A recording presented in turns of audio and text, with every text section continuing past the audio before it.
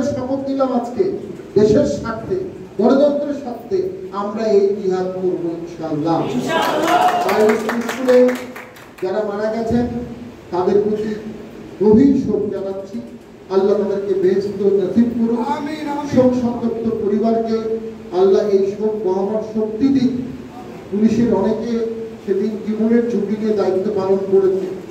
Army অত্যন্ত সাহসিকতার সাথে সেদিন জীবনের ঝুঁকি নিয়ে অনেককে উদ্ধার করেছে। পুলিশ এবং আর্মি যে ভূমিকা রেখেছে অসাধারণ। ডাক্তাররা তারা সারাদিন পরিশ্রম করে রোগীদের বাঁচানোর চেষ্টা করেছেন, সেবা দেওয়ার চেষ্টা করেছেন। আমরা তাদের প্রতি শ্রদ্ধা জানাই।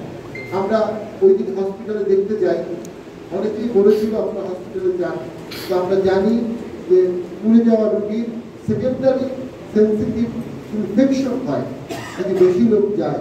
আমরা এটা জানার পরে সেখানে যাইনি, কিন্তু আমরা কেন্দ্রীয় অফিসে দোয়ার আয়োজন করেছি এবং বিভিন্ন জায়গায় দোয়া হচ্ছে, আজকেও দোয়া হবে।